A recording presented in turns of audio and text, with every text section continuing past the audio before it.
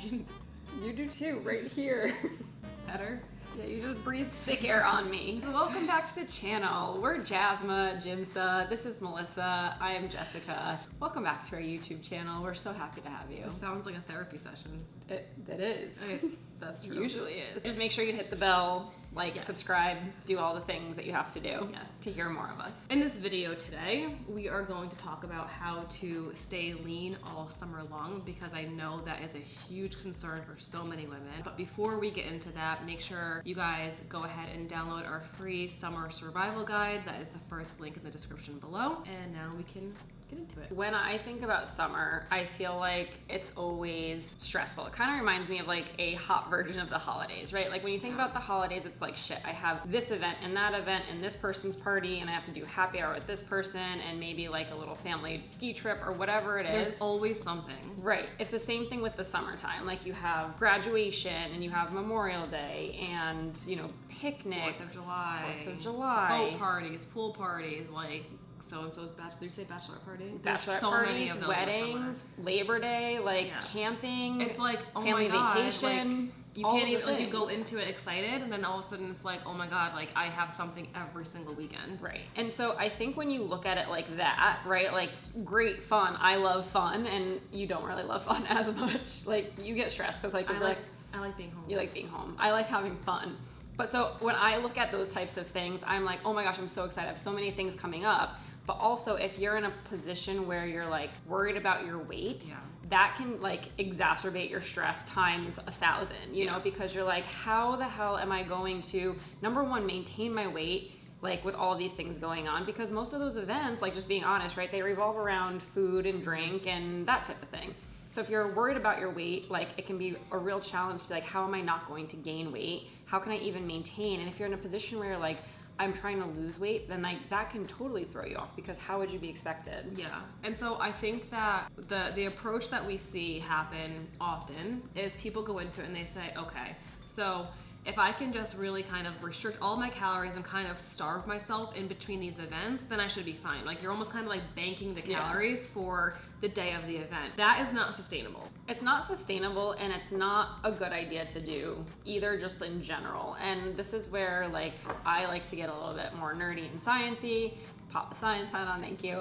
And I feel like it's important to understand like why this is not a good idea to do, right? Because whenever you enter into a state like where your body's deprived of calories, right, your body is still hardwired to behave like it does in the caveman days, right? Like your body doesn't know that you're not experiencing a famine. It doesn't know you can pop to the fridge for a snack. Like it doesn't understand that I'm literally, like I'm intentionally starving myself to Right. fit into my bathing suit this summer. Right. It just knows that it's starving. Right, and so your body is still like back in caveman days where it's like, okay, we're experiencing famine right now.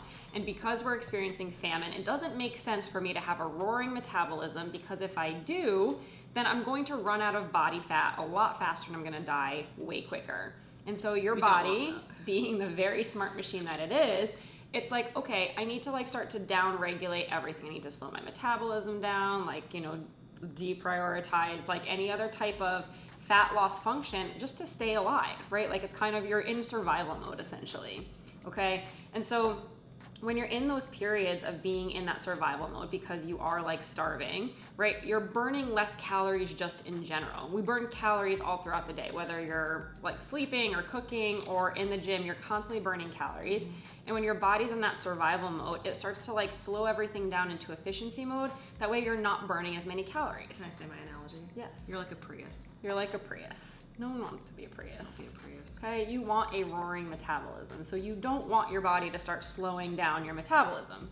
Okay, it's kind of counterintuitive because we're burning fewer calories, which means we lose fat a lot slower. We're in a place, right, where we're starving ourselves, metabolism's downregulated, all of our hormones are kind of thrown out of whack, we're starting to experience a lot more hunger, we're experiencing a lot more cravings, we're relying heavily on willpower, right? Then we get to this event and you go into the event and you're like, okay, I've been starving for the last 2 weeks. I haven't been able to have any fun foods. I miss having those fun foods. I'm feeling really cranky. I'm feeling really irritable. And I feel like I'm just kind of like trying to white knuckle my way through this event without blowing all of my progress, right? But then what usually happens? I mean, you just completely overdo it because you've been restricting for so long. you eventually reach that breaking point where it's like, oh my God, like I physiologically and mentally, I need a break. And so there's even the foods that like you typically wouldn't ever eat in front of you that you just start eating because you're so hungry and your body is so deprived of food that you're just stuffing yourself for no reason. For no reason. And then that test of willpower, right? So I think like you kind of have that like moment where like I'm gonna be really good this event. I'm gonna have one glass of wine and I'm only gonna have half of a burger or whatever it is. And then you inevitably have that like fuck it moment where you're just like, I'm so sick of starving myself. I'm so sick of being deprived. I'm just gonna eat whatever the hell I want, right? Yep. But then what happens after you go like balls to the wall? What happens? Well, then you've experienced all those feelings of guilt and frustration and shame, and you're just thinking like, I failed again. And if you have that many events throughout the summer and you keep running the cycle of restrict and then you're trying really hard and like you can't do it, so then you binge and then you feel frustration and like it starts all over again, you're doing that for the next 3 months, you're probably going to feel incredibly defeated by the end of summer. And that's, again, what we talked about in our last video, why as soon as the colder weather hits, you start to be like it's like a big sigh of like relief of like, oh my God, thank God, like I don't have to be in a bathing suit anymore. I can like eat food, right? And then that's when, again, you pack on the weight in the winter, and then it's the same cycle all over again. Even more so though, like in the summertime too, like that's again looking at it from like a really zoomed out level. Yeah. Even looking at it from like more of a zoomed in level, when we look at it from like a week to week basis, right? On those weeks when you're going into the events, like we said, right, your metabolism's downregulated, your body thinks you're experiencing famine, and so it slows everything down. Then you get to this event and you eat 3,000-4,000 calories in the matter of a day, whereas before maybe you were eating 4,000 calories over a total of a whole week. So your body's like, yes, you know what I mean? Like, here comes a bunch of fuel, all those calories. It's like, this is fuel that I can take. And I want to take that fuel and I need to store it as body fat, because what happens if we experience famine again? Well, and that's the thing, is like your body is so smart, and it's like, no, like I've been through this with you multiple times and like for so many years, I know that you're gonna starve me, so I'm gonna hold on to all this and I'm gonna store it away as body fat so that we can survive the summer. Right. And it's like you made an analogy a couple You're like a ago. bear. You're acting like a bear. This is what bears do. When they go to hibernate for the winter. Go and they eat everything in the forest, and then they go find a dark cave and they sleep, okay? And everything goes into efficiency mode. The bear is a Prius, and so they're storing all that food as body fat so that they literally don't die. And that's exactly what your body is doing too. Right. And so when you're thinking like in this way of like, I don't understand, I eat like 1,000 calories a day, 800 calories a day, and I had one day where I like really overdid it, but I don't understand why I'm gaining weight. It doesn't make sense. Well, now you understand, like, this is why you're not able to stay lean throughout summer or throughout any other period, because you keep swinging back and forth between like super restrictive cycles and then these all-out binge cycles where your body is taking all of that, packing it in as body fat, and then your metabolism's in that downregulated state, so it's not processing that food or fuel efficiently. So of course you're going to store it. And this is why we just get bigger over time, even though it feels like you're constantly dieting. Yeah. Let's talk about a different way to approach it so that you can really like stay lean throughout the summer without actually having to like diet. So this is why we use calorie cycling for all of our clients. This is what we teach a lot of women to do. And with calorie cycling, so calorie cycling is a mix of high calorie and low calorie days that at the end of the week still keep you in a calorie deficit. You don't need a bike, right? You don't need a bicycle. Are you sure? I'm positive. Okay.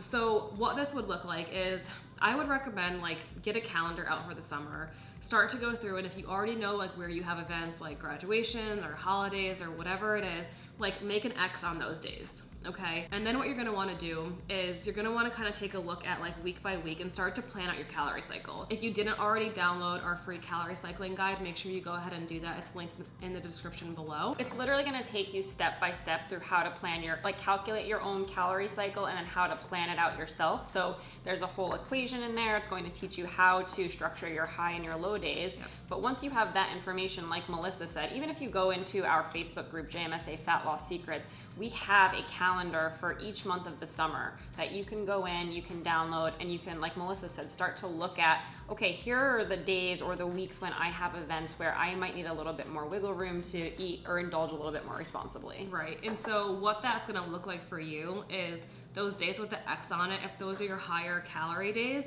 the other days are gonna be your lower calorie days. And that doesn't mean that it's like 900 calories on the low days and like 4,000 calories on the high days. It means you have a moderate split to your week. That way you're still eating a sufficient amount of fuel throughout the week. Your body doesn't think it's starving. And then you're able to go into the weekend or the event or whatever it is and still eat more food than you normally would because it's a structured high calorie day. Right. And so this kind of pulls us out of that cheat mode mentality where it's like, I'm good because I'm sticking to my diet, and then I'm just like, fuck it, I don't care, I'm just living my life. We talk about all the time what happens, physiologically to your body, but then when you look at it from the mental and emotional standpoint, like you said, you start to get frustrated, you feel ashamed, you feel guilty, you start to get cranky and snappy, and nobody wants to spend summer vacation with snappy, cranky mom. Like, that's just not fun for anybody. Being able to kind of give yourself those more structured days where it's like, okay, even if I don't track, I still kind of have a sense of, maybe I have 2,800 calories on Memorial Day, and that's going to give me a little bit more flexibility. I don't even want to track, but I can know that I can eat some like higher calorie foods and I'm going to be okay, because when I zoom out, like net, all of my calories kind of even out to where they should be over the course of the week. Or you can even take it a step further and zoom out and look over the course of a month, right? So you don't need to just calorie cycle on a week by week basis. You could do it like on a monthly basis, where maybe you have a full week on family vacation where you're going to have higher calorie days those days, and then the rest of the month you have a little bit more moderate calories. That's why calorie cycling is the most flexible option, because it allows you to still live your life, enjoy the foods that you want, and still work towards your goals. We hope this video was helpful for you. Make sure you download our free summer survival guide linked below in the description. Like us, subscribe to the channel.